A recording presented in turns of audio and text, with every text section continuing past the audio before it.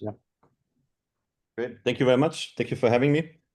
I'm very much looking forward to share a bit of our recent work that we've been doing in the Soft Robotics Lab. And yeah, as the title of the talk already kind of like indicates, I will be speaking mostly on how we are designing musculoskeletal robots, also biohybrid robots, and how then we're trying to showcase what they actually are capable of. But let me start with this motivation first. So in in many tasks that we see out in the wild, we have to do so many things at the same time. And what they all have in common is that we have to go into contact. And contact is not just about maybe sensing the contact or about having something that looks like a human hand. There's much more going on in here. There's obviously a lot of interactions, compliance in the human hand as this kitchen operator is assembling a burger, for example, but also just simply the cognition, the sheer speed of this worker, which is amazing. And I'm not sure how many years we are away from building something as dexterous as this, but it certainly is an interesting example of what we can do with our hands and with our whole body in this sense, while also reasoning and optimizing for tasks. So I was always inspired by challenges like this, and that's got me into soft robotics and got me interested in this question of like, can we use compliance in the system for the goal of building a robotic system that is capable of, for example, picking up items or to swim underwater or to walk around or to fly around. And I just picked a couple of examples that there's many other soft robotic systems. But what we all found with this push on the soft robotics side is that we not always sort of meet all of the requirements that, let's say, a traditional roboticist would have. Such requirements would be, for example, the capability of lifting heavy weights, the ability to very finely move all of these soft fingers, or going over rough terrain. And so what I've been recently been looking into is really how can we design systems that not only take inspiration from soft robots, but also from rigid robots and also from nature to truly come up with designs that have a musculoskeletal take to it. So not just simply the question of like make it move, get those degrees of freedom, put the sensors on it, but really think about the full structure, including how it is built, how it's actuated. Well, this opens a can of worms, and the way that we tackle this is through 4 thrusts that we are following down in our group. And one of them is the biohybrids thrust. And I will talk about what we do in this area and what we do also in terms of computational work on biohybrids. Then the second thrust is because I didn't want to put all our eggs into one basket of building muscles. The second thrust is electrohydraulic muscles. So while biohybrid muscles really use cells in biology, electrohydraulic muscles, they just use like in non-alive polymer films and electrodes materials to actually make a muscle. And then in order to then go further and build, let's say, a hand like the human worker has it in the McDonald's example, we need to have an ability to produce these complex designs. So we can 3D print them, we can assemble them, we have to investigate the materials, but we also have to investigate other portions of this. And then finally, if I want to convince you that this design is any good, I need to do something to a certain level of autonomy, so to show off what it can actually do. So maybe if there's one thing to take away is today from this talk is that I think we really need to design robots with muscles. I'm very convinced of this idea, and I hope I can bring this somewhat across, and I can also bring across in the end of why I believe this new design of robotic systems will help us greatly. Because if you think about the hand, if you think about the arm, or think about any other body part, there's much more going on than just rotating electromagnetic motors. There we have muscles, we have tendons, we have bones, we have ligaments, and we have joints. And if we are focusing on how to build them and how to give them enough strain, force, and powering, we can maybe build something that can compete and then outperform what we can do with traditional joint-centric electromagnetic robots. So biohybrids, maybe many of you are not so familiar with this. Biohybrids is this idea of combining hydrogels, which you see here on the top left, with muscle cells, and then make a muscle out of this. So we basically take a muscle cell, we let it sit in our incubator, we provide it with nutrients, and after a couple of days, we can make a muscle out of this. What does this muscle do? Well, this muscle is capable of swimming around. So here's an example of how this muscle is able to swim.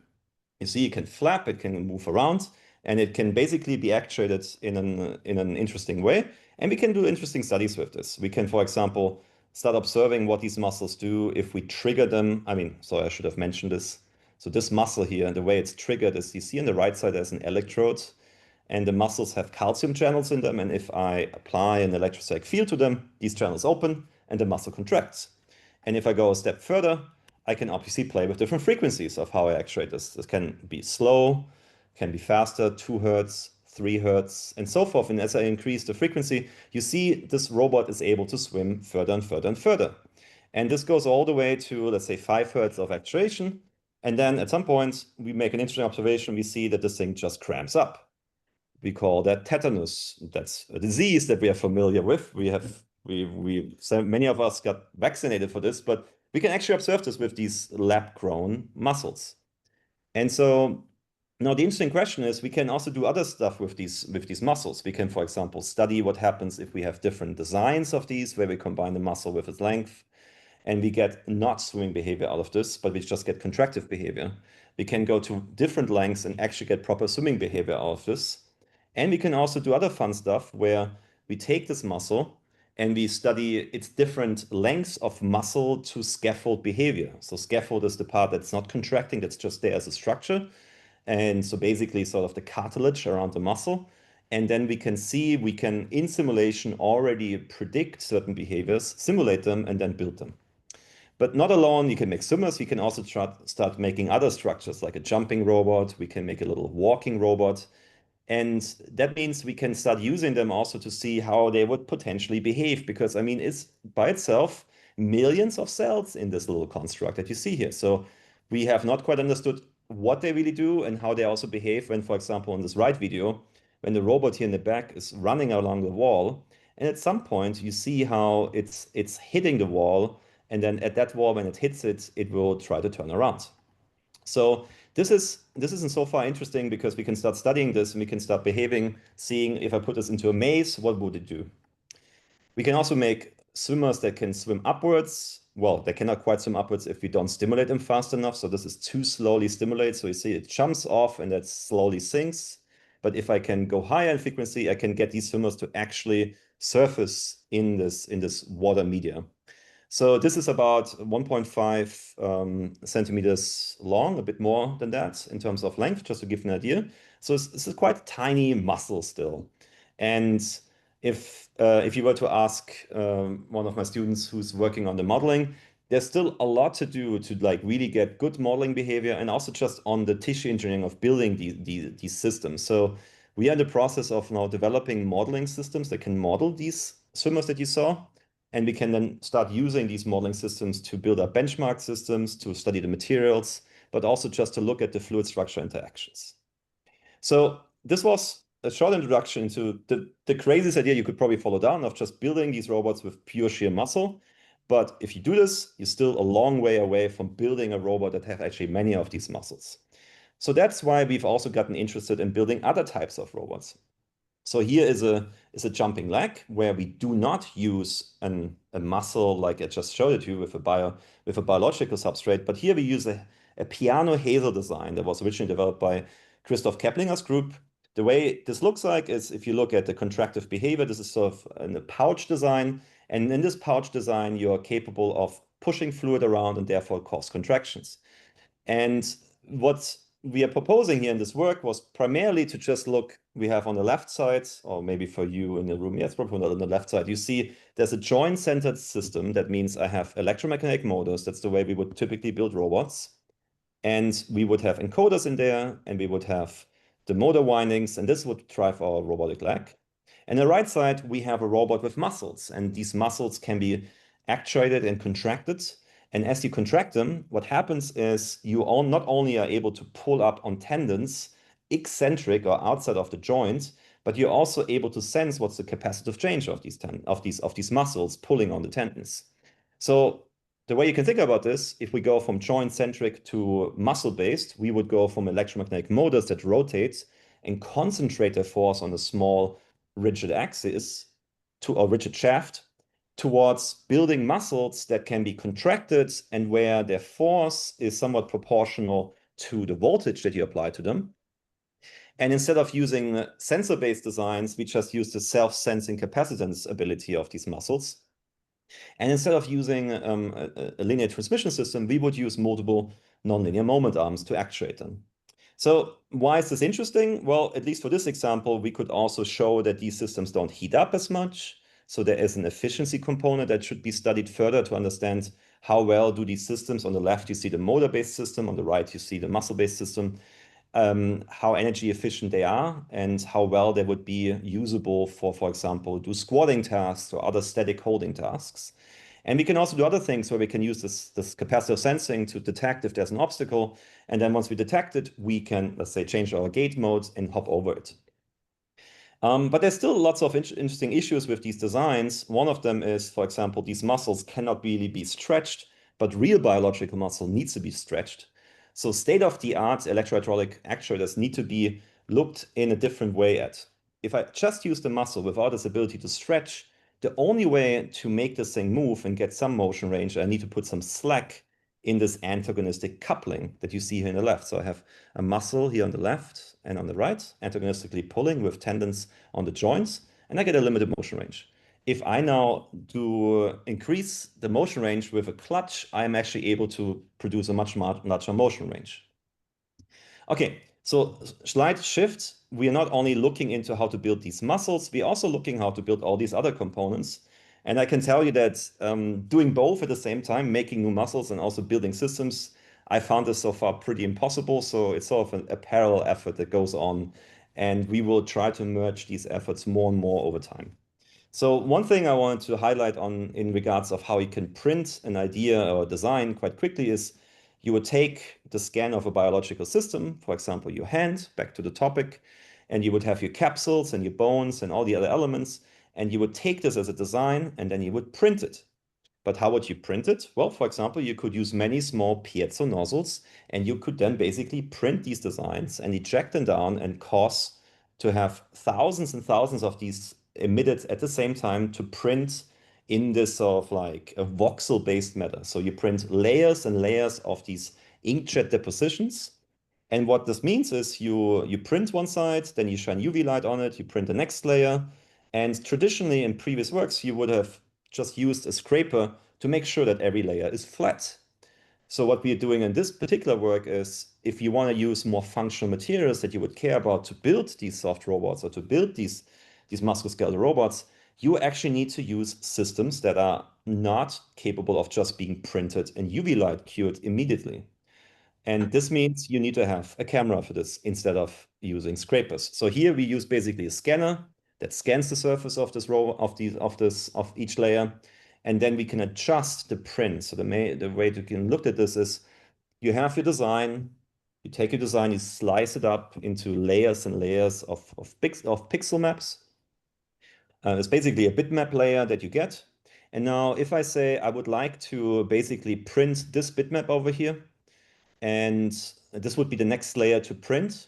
But I go ahead and I scan my previous layer and I see that certain voxels with my laser profilometer tell me are too little printed or too much printed. Here we're talking about ranges of minus 160 micrometers to plus 160 micrometers. Then you can adjust the print layer and therefore you stay even over time and you never have to touch the material with a scraper. You just print your polymer material, and this allows you to use new types of chemistries. I won't go into these details, but it allows you to print more functional materials that have more desirable properties that you would care about. So for example, if I want to make a walker or if I want to make a hand with all of these features and I want to print them in a single shot, I would then do this using this vision control jetting approach. So you can make a little walker, but you can also make little hands out of this. So now let me jump to the final part of this. Like, how do we now build not only these designs, but also show some autonomy on these? So the question obviously comes, and many people are interested in this, many people work on this, how can we learn from humans? Like what can we do, for example, if we want to tackle the McDonald's task and bring some scary robotic hands into the McDonald's? That's like an interesting question to ask. And how would we do this? So obviously we have to start with the design of these hands. And there's many, many constraints of how you would approach this. We could obviously say we would start with our original design, which is a synovial joint design using the vision-controlled shedding approach, which you see here on the left. So maybe I pull out my laser pointer. So this was the design of the hand I just showed you using this printing approach. And we had this design quite early on. The first prototypes of this we got working already 4 years ago at this point. But then we found one big bottleneck with this whole idea of if you want to print a whole hand in a single shot, and if something is wrong, you have to print the whole thing again. So for rapid prototyping, it was much more functional to say, why don't we print every single part separately? We still use a more bio-inspired joint design. So originally we used a synovial, really bio-inspired joint design with capsules and so forth. And we went towards this design inspired by a group in Korea, which is more of a rolling contact joint design. And where you can see each of these joints here, and I actually have one of these hands over here. Each of these joints is essentially, and maybe the best to see this, is a rolling contact that can move up and down like this. If you can see my video, I'm not sure if you can. But so you, instead of having pins in here, you have a rolling contact. And so we went down this alley quite religiously and started building a lot of different designs using this approach. Until we have now eventually arrived at this design, which we are now using to do further steps with, where most of it is again fully 3D printed using a different technique. And at the moment, we're still using motors to use this. And this is our 5-hand design. In parallel, there were some other events happening. So a team of the students spun off a company called Mimic. They make robotic hands. This is the older hand of the company. They now have a newer one soon to be released. And then there's also this open source effort that we'll talk about in a second. All of these designs down here are pin joint designs. They're not using the rolling contact. So they're using still a way more complex assembly in their hands with certain advantages, but also with certain disadvantages. So if you're now going to teleoperation, the way we control these hands is we either use gloves, in this case we use the Rococo, to teleoperate, let's say, 2 Orca hands here, or we would use an Apple Vision Pro to teleoperate the hands. And these are currently the 2 ways that we do most of these tasks and that we use to train the data with these systems and just to collect information. This is, but we also investigating currently a couple of other systems and also trying to think of maybe building our own, because with all of them so far, we are not particularly happy. But I just thought I'd show you briefly, sort of like that's what we mostly do. We use either the Apple Vision Pro or we use these glove setups. Then we went into, well, it's great if a company wants to make a hand and do it all proprietary, but it's not good for the community. So that's why we started working on Orca with really the goal of having a hand that you can just really assemble with a detailed set of IKEA-style instructions. You can just make your hand, you can just follow down these instructions, and you can directly start trying out reinforcement learning on these hands, or you could also try out imitation learning on these hands. So for both of these tasks, the way you can think about this is those are just currently the typical things that are used to do manipulation, and obviously the merger of this and would eventually probably lead to even better results. But in this particular work, we just were using sort of like the simplest approaches to both and just show that the hardware could do them. On the right side, actually, we ran a 7-hour continuous run of this hand, just continuously picking up this cube over and over, just based on a couple of initial teleoperation demos. So now, if we go towards autonomy, Mimic has been working on this for the last couple of months. Mimic recently released a paper using the hand where they showed that they can now do a couple of different tasks using this hand. So this, for example, bottle sorting. This, in the case of bottle sorting, they use 3 camera streams. 2 of them are on the hands and 1 of them is external. At the moment, it's going more and more towards also putting in actual tactile sensing into the hands. They've also been looking into, can I, for example, autonomously take out this piece out of this tray? So this is like a battery that you would usually put into your camera or into, I think this is a battery that goes into one of these motion capture gloves. And then the goal is of this thing to learn how to place and actually socket this in. So it's now going to go and it's trying to socket it in with its wrist and trying to push it in.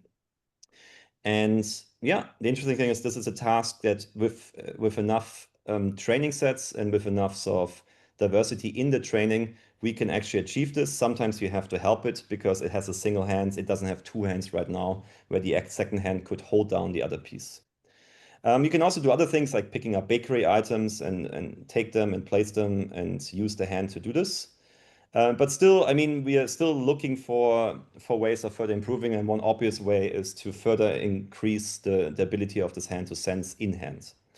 In the lab, in the soft robotics lab, not outside at Mimic, we're also trying to look at different tasks, like for example, picking up a pan, or do this bimanual box closing, or also to do cup stacking as another task.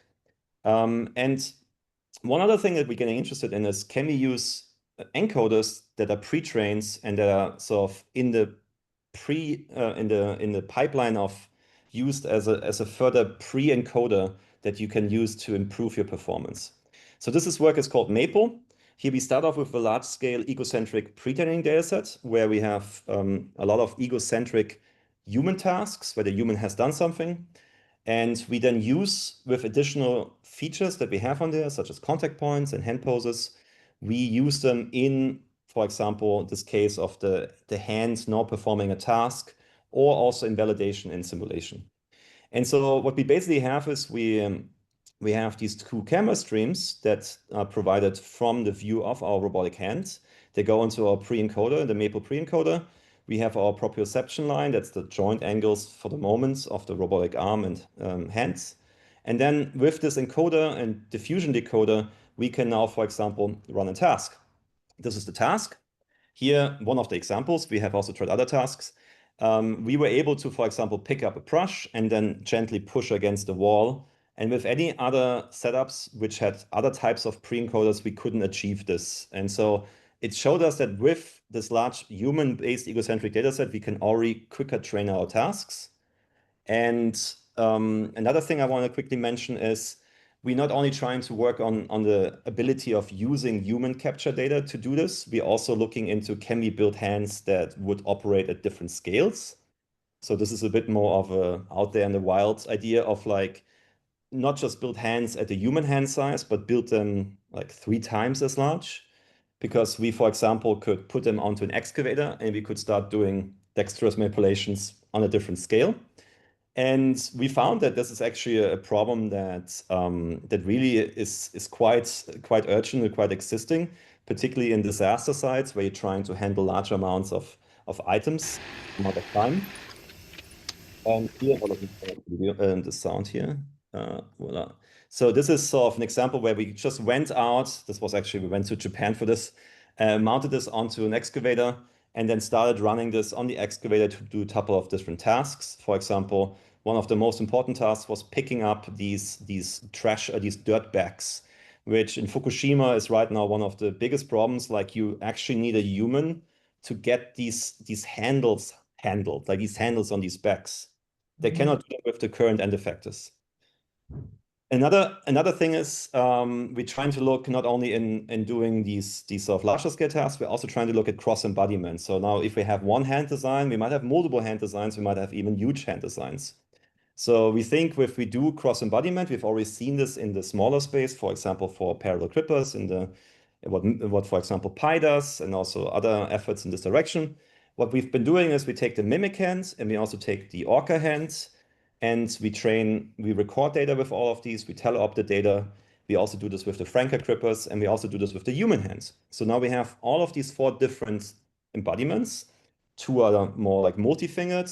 Franker is a single hand, a single gripper, and the human hand is just obviously our human hand with a camera mounted to it. And then we can start looking into, can we actually learn policies across different end effectors? So here in this example, we would have these 3 different end effectors, and we would learn this latent encoded space. And I think I'm running out of time, so let me wrap this up. In a nutshell, what we can do is we can now transfer skills from a dexterous hand to another hand, and also while using, for example, the skills of a human hand that is part of this training. Okay, so this was just a quick sort of insight of what's currently going on in terms of building autonomous manipulation systems.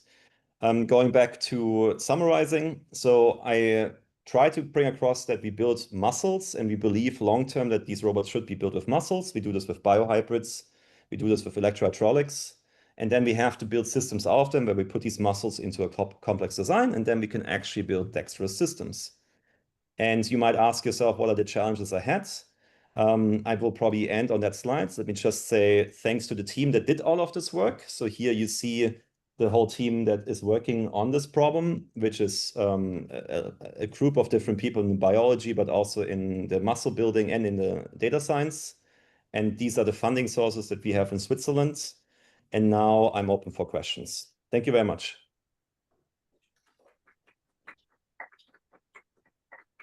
Thank you, Robert. Due to time limitation, we probably only have time for one question. Yeah, any question?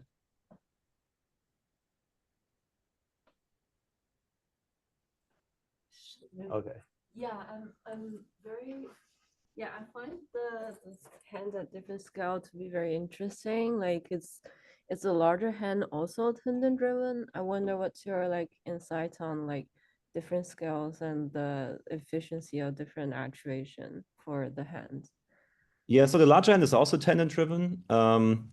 We've been spending a lot of time trying to do tendon optimization of figuring out how to route these tendons to actually use still the minimum amount of actuators. We found that also at that larger scale, you can still leverage the advantage of that you can basically place your actuators where you're not moving the motion around. So you can do very powerful actuators and then just transfer it with the tendon. And this helps actually to do like to actually grasp something and not have all of the actuator in the joints, and you will always be limited by limited force generation in the joints. Does this answer your question? Okay, thank you. Yeah. Okay, thank you, Robert.